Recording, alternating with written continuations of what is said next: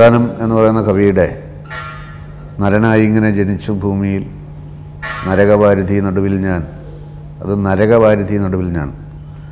വാരിധി എന്ന് പറഞ്ഞാൽ സമുദ്രം, നരകം അറിയാലോ. അപ്പോൾ ഇവിടെ നമ്മൾ ചെറിയൊരു വ്യത്യാസം വരുത്തി, നഗരവാരിധി നടുവിൽ ഞാൻ, നഗരമാകുന്ന കടലിൻ്റെ നടുവിൽ പെട്ടുപോയ ആൾ അല്ലെങ്കിൽ ആളുകൾ. ഇപ്പം നമ്മുടെ കേരളം എന്ന് പറയുന്നത് ശരിക്കും ഒരു വലിയ നഗരമാണ്.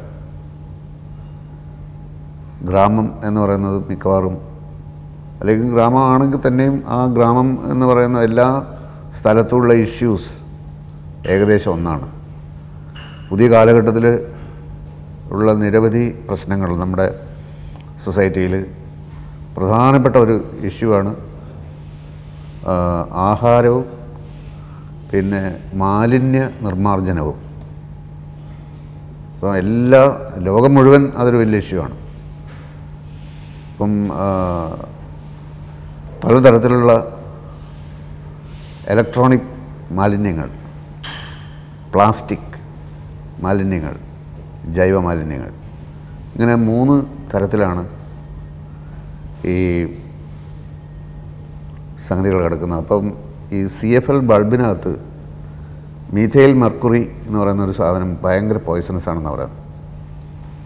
നമ്മളിത് വലിച്ചെറിയുമ്പോൾ അത്രയും വിഷം, ഇത് പൊട്ടിയാൽ, ആ ബൾബ് പൊട്ടിയാൽ അത്രയും വിഷം മണ്ണിനകത്തേക്ക് പോകും. ആ മണ്ണ് കുടിക്കുന്ന വെള്ളത്തിലേക്ക്, കിണറുണ്ടെങ്കിൽ ആ വെള്ളത്തിലേക്ക് പോകും. അപ്പോൾ ആ വെള്ളം കുടിച്ചു കഴിഞ്ഞാൽ, ഇപ്പോൾ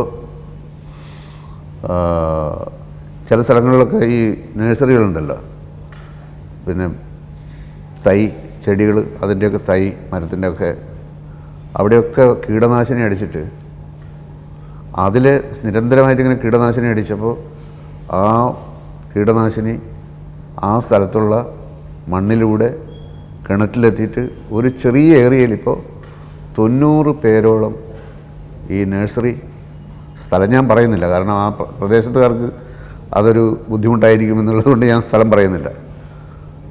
90 പേർ ക്യാൻസറാണെന്നാണ് പറയുന്നത്. അപ്പോൾ നമ്മൾ ഈ കീടനാശിനി അടിക്കുന്ന ചെടിയുടെ ഇലകളിലായിരിക്കും, പക്ഷേ ഇത് ഇലകളിൽ മാത്രമായി വീഴുന്നില്ലല്ലോ, ആ മണ്ണിലേക്കും വീഴും എന്ന് നമ്മൾ ആലോചിക്കേണ്ടതുണ്ട്. അപ്പോൾ വേറൊരു പ്രധാനപ്പെട്ട കാര്യം എന്ന് പറയുന്നത്, 3 തരത്തിൽ വേണം ഈ മാലിന്യങ്ങളെ കൈകാര്യം ചെയ്യാൻ. ഇലക്ട്രോണിക് മാലിന്യങ്ങൾ എന്ന് പറയുന്നത്, ഇപ്പം മൊബൈൽ ഫോണുകൾ കേടായാൽ എന്തു ചെയ്യും? TV, വാഷിംഗ് മെഷീൻ, ഇതൊക്കെ ഭീകര സാധനങ്ങളാണ്. ഇതൊക്കെ തല്ലിപ്പൊളിച്ച് എവിടെയാണ് എത്രയോ സാധനങ്ങൾ ഇതിങ്ങനെ ഓരോ ദിവസവും കേടായിട്ടും മാലിന്യമായി മാറിക്കൊണ്ടിരിക്കുകയാണ്. അമേരിക്കയിലൊക്കെ കടലിൽ കൊണ്ടുപോയി തള്ളുകയാണ്. അത് തന്നെ അവരുടെ കടലിലല്ല, വേറെ ആഫ്രിക്കയിലും പിന്നെ ഏഷ്യയിലൊക്കെയുള്ള സ്ഥലങ്ങളിലെ കടലുകൾ തള്ളുകയാണ്. അപ്പോൾ പലതരം ഇഷ്യൂസ്, പുതിയ കാലഘട്ടത്തിൽ ഇത്തരം ഇഷ്യൂസ് പലതുമുണ്ട്.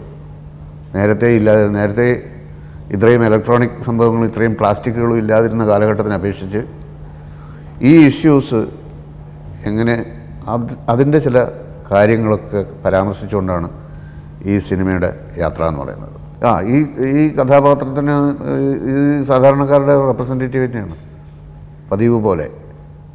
ഇപ്പം ചിന്താവിഷ്ട ശമ്പള എന്ന് പറയുന്ന സിനിമയിൽ ഇയാൾ ഒരു സാധാരണക്കാരനാണ് എങ്കിലും ഇയാളൊരു പിന്നെ ഭാര്യയും മക്കളെയും പിന്നെ അധ്വാനിച്ച് അവരെ പോറ്റണം എന്നുള്ള ഫിലോസഫി മറന്നുപോയ ഒരാളാണ്. അല്ലെങ്കിൽ ജീവിതം സുഖിക്കാൻ മാത്രമുള്ളതാണ്, മദ്യപിച്ചും ചുറ്റുകളിച്ചും നടക്കുന്ന ഉത്തരവാദിത്ത ബോധമില്ലാത്ത ഒരാളായിരുന്നു. അപ്പോൾ അങ്ങനെയുള്ള ആൾക്കാർ സൊസൈറ്റിയിലുണ്ട്, പക്ഷേ എല്ലാവരും അങ്ങനെയല്ലല്ലോ. പക്ഷേ ഈ നഗരവാരിധി നടുവിൽ ഞാൻ എന്ന് പറയുന്ന സിനിമയിലേക്ക് വരുമ്പോൾ വേണു എന്ന് പറയുന്ന കഥാപാത്രത്തിന് അങ്ങനെ കുടുംബം ഉപേക്ഷിച്ചുകൊണ്ടുള്ള അങ്ങനെയുള്ള യാതൊരു സംഗതികളുമില്ല. ഇവിടെ ഇയാളുടെ പ്രോബ്ലം എന്ന് പറയുന്നത് മര്യാദയ്ക്ക് ജീവിക്കാനുള്ള, ഇയാൾ സൗദി അറേബ്യയിലെ ഡ്രൈവറായിരുന്നു. അപ്പോൾ നിദാഖാത്ത് എന്ന് പറയുന്ന സ്വദേശിവൽക്കരണം വന്നപ്പോൾ ഇദ്ദേഹത്തിന് അവിടുന്ന് ജോലി നഷ്ടപ്പെട്ട് നാട്ടിലേക്ക് വരേണ്ടി വന്നു. അപ്പോൾ സാധാരണഗതിയിൽ അയാൾ അന്ന് സമ്പാദിച്ചിരുന്ന പൈസയൊക്കെ തറവാട്ടിൽ അമ്മയ്ക്കും അല്ലെങ്കിൽ മറ്റ് സഹോദരങ്ങൾക്കും വേണ്ടി ചിലവാക്കിയതായിട്ടാണ് ധ്വനി. അതിൻ്റെ സീനുകളൊന്നും നമ്മളില്ല, ഈ പടത്തിലില്ല.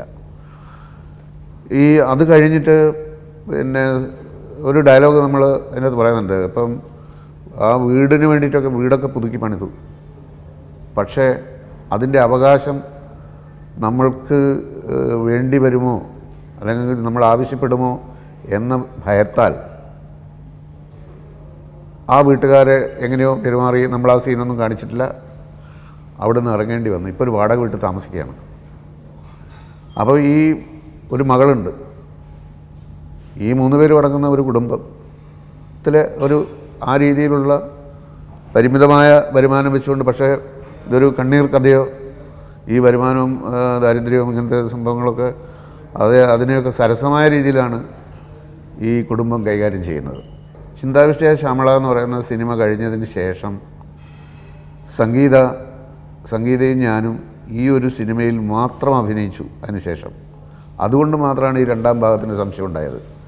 പ്രേം നസീറും ഷീലയും 50 സിനിമയിൽ നായകനും നായികയായിട്ട് മറ്റേ സിനിമയുടെ 2ാം ഭാഗമാണ് ഇതെന്ന് ആരും ചോദിച്ചിട്ടില്ല.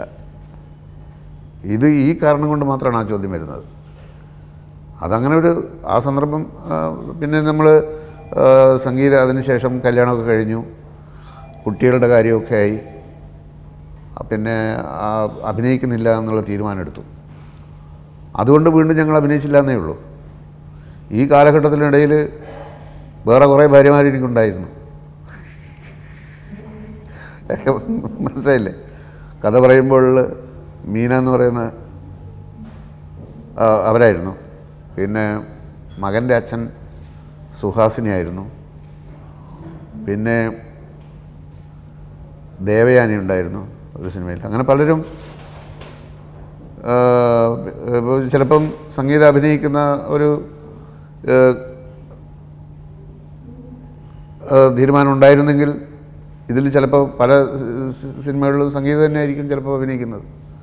പക്ഷേ അഭിനയിക്കുന്നില്ല എന്ന് വ്യക്തമായതുകൊണ്ട് നമ്മളതൊന്നും ശ്രമിച്ചില്ല. ഇത് പിന്നെ തീർച്ചയായിട്ടും നമ്മൾ സംഗീതയെ വീണ്ടും ഇതിലേക്ക് കുറച്ചുകൂടെ നിർബന്ധിച്ച് കൊണ്ടുവരാനുള്ള കാരണം എന്ന് പറഞ്ഞാൽ, ആ പഴയ ഓർമ്മയിൽ നമുക്കിങ്ങനെ ആ സിനിമ കണ്ട ആളുകൾക്ക് ഈ സിനിമയും കാണാനുള്ള ഒരു പ്രചോദനം ഉണ്ടാവും എന്ന് തോന്നലുണ്ടായപ്പോഴാണ് സംഗീതം ഇങ്ങനെ നിർബന്ധിച്ചത്.